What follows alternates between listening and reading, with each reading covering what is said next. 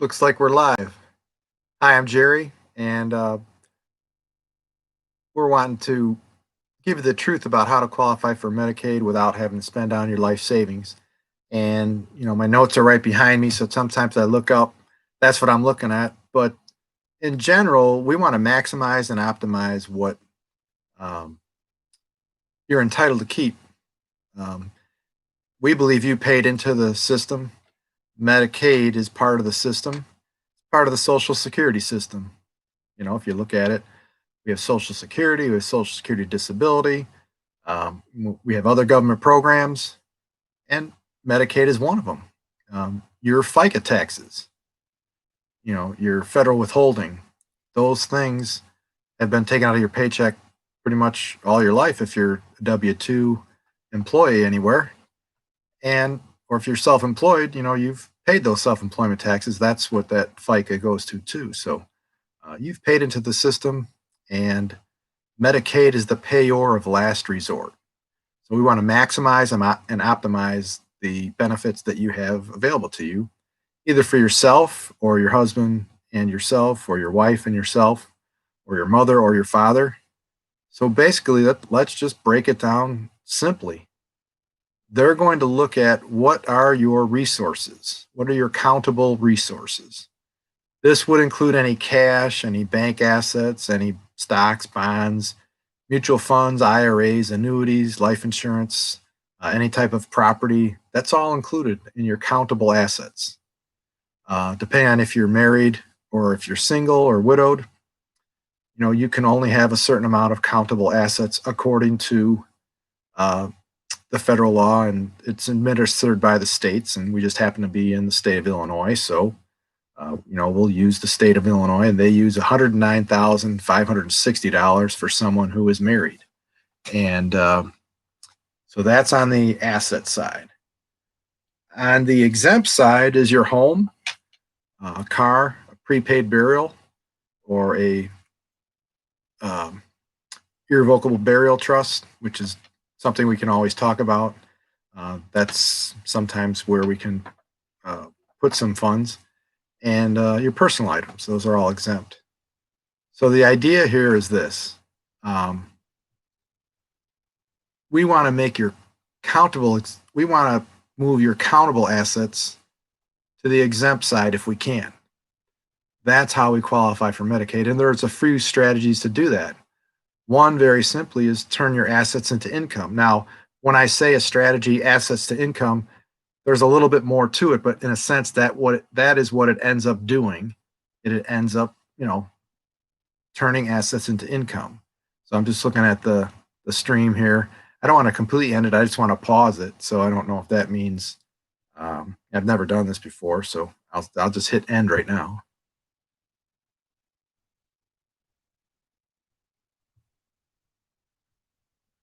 Oh, it didn't completely end. I guess it's not going to let me. So I don't think there's a pause in here. So what I'll do is I'll practice a lot more. But generally, there's nothing wrong with sheltering assets if it's within the rules. There's nothing wrong with that. People do that all the time. We've been doing the Medicaid planning for more than 10 years. There was a big change in the laws in 2006 that was called the Federal Deficit Reduction Act of 2006. It was actually February 8th, 2006. And the federal government gave the states, some time to adopt their version of how they were going to administer the federal law. But they basically wanted to make it harder to get the Medicaid money. And the state of Illinois finally passed their version of it in July of 2012.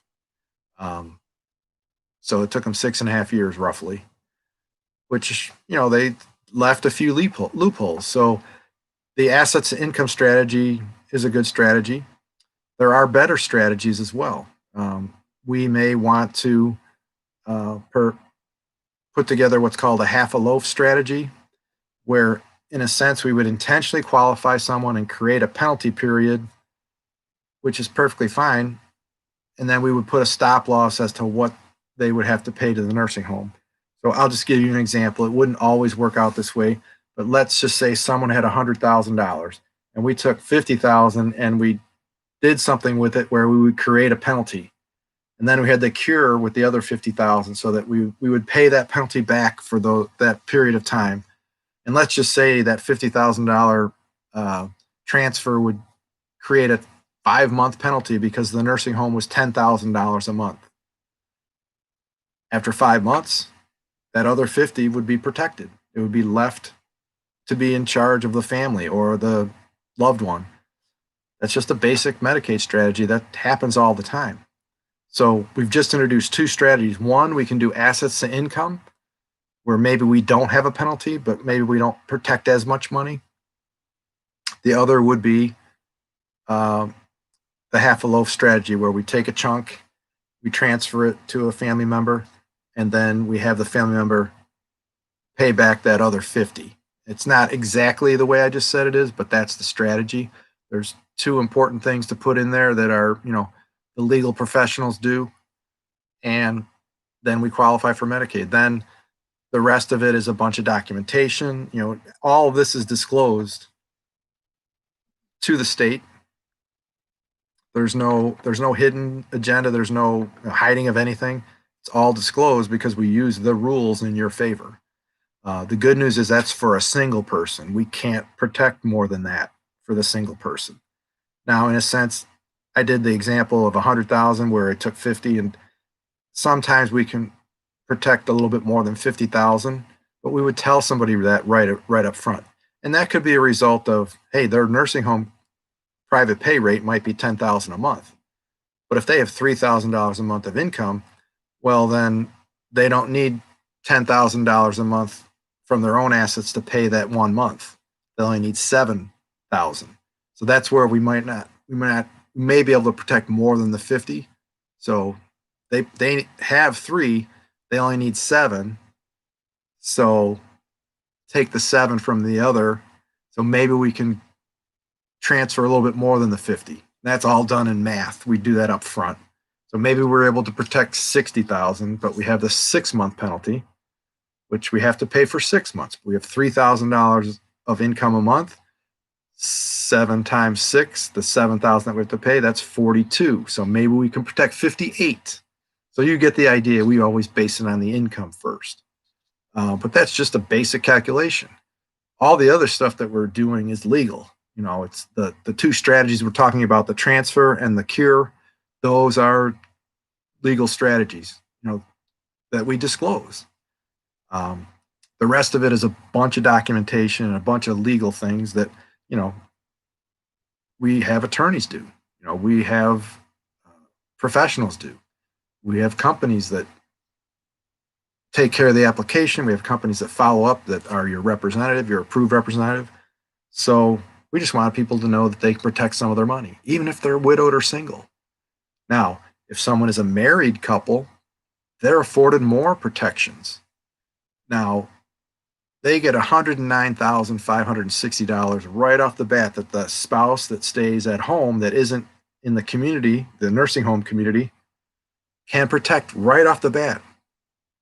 But if they're above that, we can use that other strategy we're talking about, the transfer and the cure, to protect more of the money. And the at-home spouse can have up to $2,739 of income in Illinois.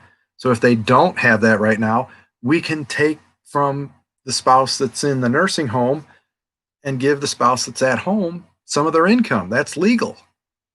So there's a couple things going on here. We have countable assets that,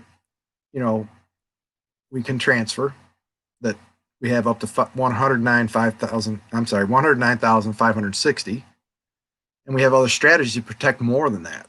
So that's a great windfall to know that, hey, my spouse is in trouble, my spouse has health issues, they have to go to a nursing home, but we don't have to worry about protecting just $109,560. We can protect more of it. So that's a big deal.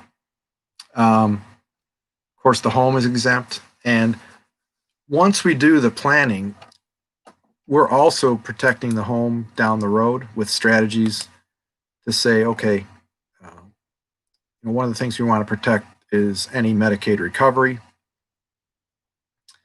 And then once the person is on Medicaid, once the application goes through, now in Illinois, it's been taking quite a long time before COVID. Uh, COVID processing is a little bit different. It's been going a lot quicker than it ever has. So, we want people to be aware of that. But we fully disclose everything that happens once we get the Medicaid approval. Then it's just staying on top of, what the situation warrants. And then we just give the families a spreadsheet that says, okay, here's what you're going to pay each month. And don't pay a penny more. And we just follow up with it, and then we support you.